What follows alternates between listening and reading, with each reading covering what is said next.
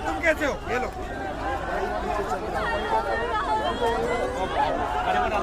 क्योंकि हम देश को मैसेज देना चाहते हैं। राम राज्य में ऐसा नहीं था कि दूसरे लोगों को बोलने का अधिकार न हो। हमारे देश की तमाम महत्वपूर्ण खबरें होती हैं जिनको राम मंदिर के आड़ में दबा दिया जाता है, लोगों की बात को नहीं दिखाया जाता।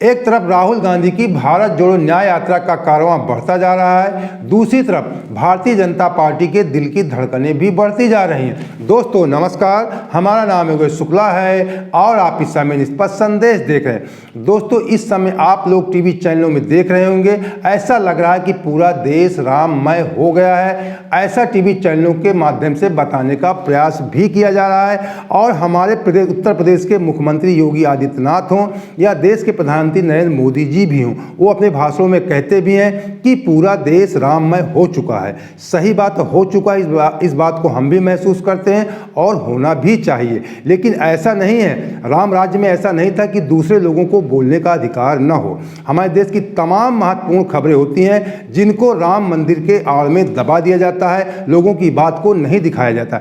इसी देश में आपको बता दें, राहुल गांधी की भारत जोड़ो न्याय यात्रा भी चल रही है जिसको मीडिया में कवरेज नहीं दिया जा रहा है। गाहे बगाहे कोई चैनल उसको दिखा देता है। जैसा आप सभी को मालूम है कि राहुल गांधी की 14 जनवरी से भारत जोड़ो न्याय यात्रा मणिपुर से शुरू हो चुकी है, जिसका हमने पहले दिन ही वीडियो बनाया था, जिसमें हमने राहुल गांधी की भारत जोड़ो यात्रा का आगाज भी दिखाया था कि आगाज अच्छा हुआ है, लेकिन जो उनकी कुछ कमियां थी, जो अपने सिद्धांतों से भटक जाते हैं, क्यों 3 राज्यों की उनकी हार हुई, नेतृत्व परिवर्तन क्यों नहीं किया, इसके बारे में थोड़ा हमने उनको आईना भी दिखाने का प्रयास किया था। तो आपको बता दें, अब राहुल गांधी की यात्रा मणिपुर से असम पहुंच चुकी है। मणिपुर से यात्रा 14 जनवरी को स्टार्ट हुई थी, उसके बाद नागालैंड पहुंची, उसके बाद फिर असम पहुंच गई है। पहले दिन किसी भी चीज़ की शुरुआत होती है थोड़ी हल्की होती है, तो जब राहुल गांधी की यात्रा शुरुआत हुई तो थोड़ा हल्की थी, ये नहीं कहते बहुत हल्की थी, आगाज अच्छा हुआ, लेकिन 2 दिन बाद 14 को स्टार्टिंग 16 से जिस प्रकार उनका कारवां बढ़ता गया, इस कारवां को देखकर ऐसा लगता है कि अभी भी बहुत सारे लोग हैं जो भारतीय जनता पार्टी को नहीं पसंद करते, उनको राहुल गांधी से उम्मीदें हैं। तो जिस प्रकार उनका कारवां बढ़ता जा रहा है, तो सबसे पहले हम आपको नागालैंड के कुछ वीडियो दिखाते हैं, फिर आपको लेटेस्ट वीडियो असम के भी दिखाएंगे। देश के युवाओं के सामने सबसे बड़ा मुद्दा बेरोजगारी है। मैं अगर यहाँ पूछूं, सवाल पूछूं युवाओं से, यहाँ पे असम में इस मीटिंग में कितने युवा बेरोजगार हैं, हाथ उठा के दिखाओ, ये देख लो। जहां भी आप सवाल पूछोगे, हिंदुस्तान के किसी भी प्रदेश में पूछो,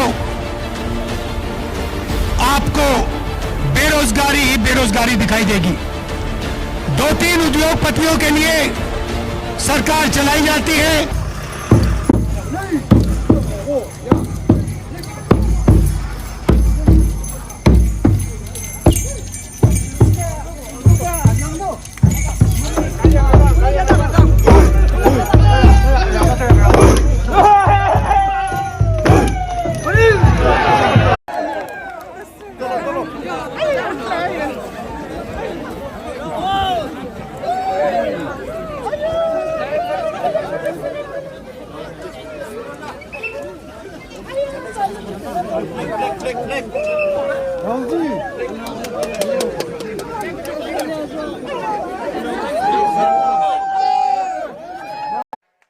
मैं आज नागालैंड के पीसीसी प्रेसिडेंट और हमारी नागालैंड की टीम को दिल से धन्यवाद करना चाहता हूं। आपने यात्रा को बहुत अच्छी तरीके से नागालैंड में चलाया, बहुत अच्छा रिस्पॉन्स।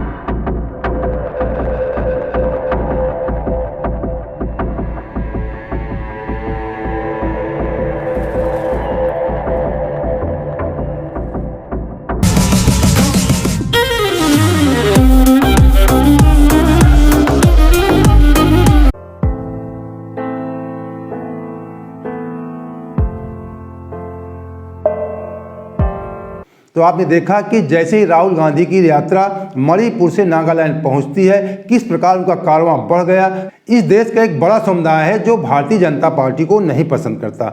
आपने देखा कि लोकसभा चुनाव में भारतीय जनता पार्टी को सिर्फ 38% ही वोट मिलते हैं, जबकि 62% वोट भारतीय जनता पार्टी के खिलाफ पड़ते हैं। तो देश की जनता अक्सर भाग जाया करती क्षेत्रीय दलों के रूप में। तो इस बार के लोकसभा चुनाव में देश की जनता क्षेत्रीय दलों को उतनी तवज्जो नहीं देगी जितनी तवज्जो 2019 में दिया था, क्योंकि देश के लोगों को लग रहा है कि इन क्षेत्रीय दलों की वजह से कांग्रेस कमज़ोर हो रही है। जो अंदर खाने से सुनाई पड़ा कि मुस्लिम मतदाता भी इस बार क्षेत्रीय दलों के बहकावे में नहीं आएगा, वो एक तरफा कांग्रेस की तरफ जाने का विचार कर रहा है। मुस्लिम तबका सोच रहा है कि क्षेत्रीय दलों की वजह से भारतीय जनता पार्टी जीत जाती है और इन क्षेत्रीय दल वोट का बंटवारा करते हैं। तो आपको बता दें, इस बार भारतीय जनता पार्टी जो पिछले बार 38% लगभग वोट पाई थी, अगर भारतीय जनता पार्टी 1-2-40% पहुंच जाती, 1-2% या घट जाती है, तब भी आपको बता दें दूसरी तरफ जो 62% वोट बचता है उसमें से ज़्यादा परसेंटेज कांग्रेस की तरफ जाने वाला है। इस बात को कांग्रेस भी महसूस कर रही, इसीलिए कांग्रेस ने भारत जोड़ो यात्रा 2, जिसको इस बार भारत जोड़ो न्याय यात्रा का नाम दिया गया है, जो मणिपुर से स्टार्ट हुई है और नागालैंड, असम, बिहार, उत्तर प्रदेश और राजस्थान, मध्य प्रदेश होते हुए महाराष्ट्र तक जाएगी। आप लोगों के दिमाग में एक बात उठ रही होगी कि अभी 5 राज्यों के चुनाव में कांग्रेस ने केवल 1 राज्य जीता, जबकि भारतीय जनता पार्टी ने 3 राज्यों में विजय हासिल किया और कांग्रेस की बुरी हार हुई। आपको बता दें, ये ना तो कांग्रेस पार्टी की हार हुई है, ना राहुल गांधी की हार हुई है। जो आप लोग देख रहे हो राजस्थान, छत्तीसगढ़ और मध्य प्रदेश में, यहाँ नेतृत्व, जो क्षेत्रीय नेतृत्व था, उसको लोग नहीं पसंद कर रहे थे। ये पूरा देश जानता था, आप भी जानते थे, हम भी जानते थे, राजस्थान के बारे में, मध्य प्रदेश के बारे में और छत्तीसगढ़ के बारे में। इसमें विस्तृत वीडियो कई बार बना चुका हूँ। तो वहाँ का जो क्षेत्रीय नेतृत्व था उसको लोग नहीं पसंद करते थे, ना कि राहुल गांधी को। ये लोकसभा चुनाव होता है। अभी पिछले बार आपने देखा था 2019 के लोकसभा चुनाव में इन्हीं तीनों राज्यों में कांग्रेस ने विजय हासिल किया था, राजस्थान, मध्य प्रदेश, छत्तीसगढ़ में। लेकिन लोकसभा चुनाव में, उसके बाद लोकसभा चुनाव थे, उस लोकसभा चुनाव में कांग्रेस को बुरी हार मिली थी और भारतीय जनता पार्टी अच्छे मतों से जीती थी। तो आप ये नहीं कह सकते कि 3 राज्यों के हार की वजह से कांग्रेस की स्थिति कमजोर हुई है। और जिस प्रकार आपको मीडिया के माध्यम से दिखाया जा रहा है कि पूरा देश राममय है, बीजेपी में है, राममय तो आप कह सकते हैं, लेकिन बीजेपी में आप नहीं कह सकते। तो टीवी चैनलों को देखकर अगर आप लोग ये अनुमान लगा रहे हैं कि पूरा देश बीजेपी मय हो चुका है, तो ऐसी बात नहीं है। ये केवल आपके दिमाग में भरने का प्रयास किया जा रहा है। राममय तो है, लेकिन राममय के आड़ में जो ये भी समझाया जाता है कि बीजेपी मय भी हो चुका है, तो ऐसी बात नहीं। आपको बता दूं, आज मतलब 38-40% के आसपास भारतीय जनता पार्टी को वोट हो सकता है, लेकिन 62% वोट, लगभग 60 से 62-65% भी जा सकता है, जो भारतीय जनता पार्टी के विरोध में वोट पड़ता है।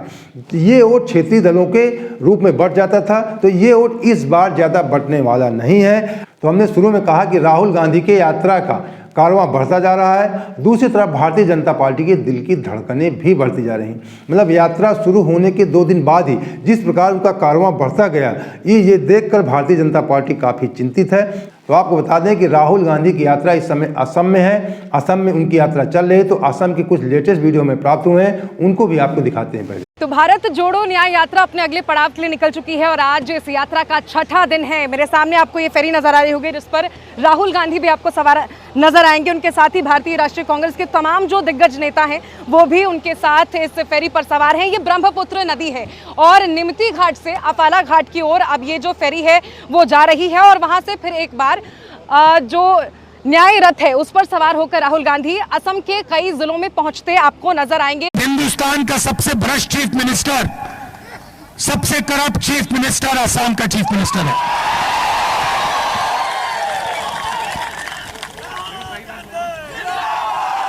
सही बात बोली।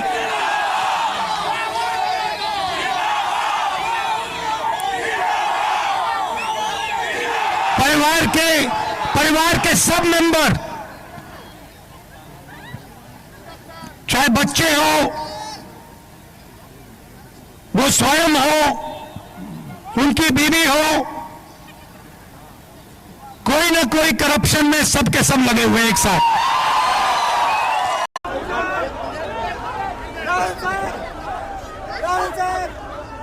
ये तुम कैसे हो? ये लो।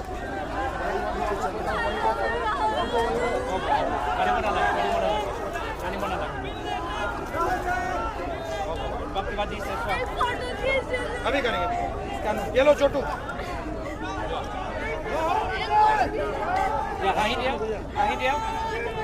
Okay good smile, good smile.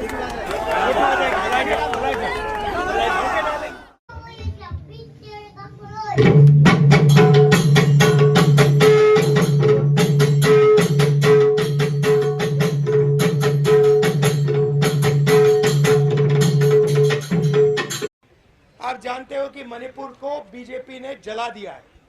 वहां पे महीनों से सिविल वॉर जैसा माहौल बना हुआ है, लोग एक दूसरे को मार रहे हैं।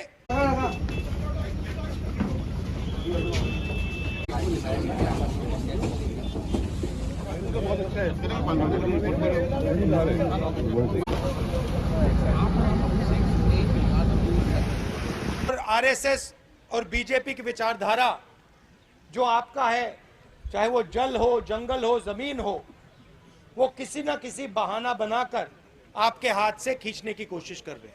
ये सच्चाई है, पूरे देश में सच्चाई है।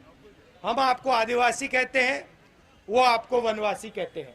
आदिवासी और वनवासी में आप फर्क जानते हो? जानते हो फर्क? कोई जानता है? मैं आपको बताता हूं। आदिवासी शब्द का मतलब जानते हो?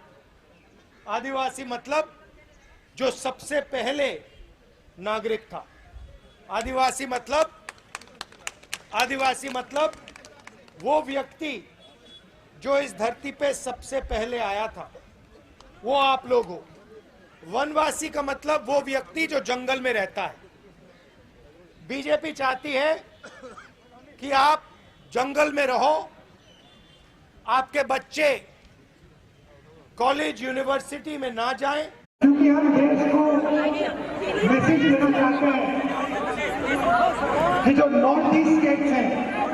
आपको बता दें कि राहुल गांधी ने इस यात्रा को मणिपुर से ही क्यों शुरू किया, क्योंकि मणिपुर लगभग 7-8 महीने से, मतलब मई जून के महीने से मणिपुर जल रहा है और आज भी जल रहा है। वहाँ के लोगों में भारतीय जनता पार्टी के खिलाफ आक्रोश है, जबकि सरकार वहाँ पे भारतीय जनता पार्टी की ही है। तो राहुल गांधी इसके पहले भी वहाँ जून के महीने में गए थे वहाँ के लोगों का हालचाल जानने के लिए, लेकिन आज तक प्रधानमंत्री जी मणिपुर नहीं गए और मणिपुर की ज़्यादा चर्चा भी नहीं किया। मैंने कहा ना कि राम मंदिर के आड़ में बहुत सारी खबरें दबाई जाती हैं। आपको लगता है पूरा देश राममय हो चुका है, बीजेपीमय हो चुका है। ऐसी बात नहीं, राममय तो है, राममय होना भी चाहिए, लेकिन मणिपुर में जो मणिपुर जल रहा है, वहाँ के लोग आपस में एक दूसरे को मार काट रहे हैं। तो राहुल गांधी को लगा कि वहाँ से यात्रा शुरू की जाएगी तो एक अच्छा जन समर्थन भी मिलेगा और लोगों के दुख दर्द भी हम बांट सकेंगे। तो वहाँ के काफ़ी इमोशनल वीडियो भी होते हैं, आपने देखा भी होगा। एक असम का वीडियो था और अभी मिजोरम में चुनाव भी हुए हैं, वहाँ का भी आपने हाल देखा कि इस प्रकार वहाँ भारतीय जनता पार्टी की खिलाफत वहाँ के मुख्यमंत्री खुद कर रहे थे। तो पूर्वोत्तर के राज्यों की राहुल गांधी ने इसलिए चुना कि वहाँ पे भारतीय जनता पार्टी के खिलाफ आक्रोश है।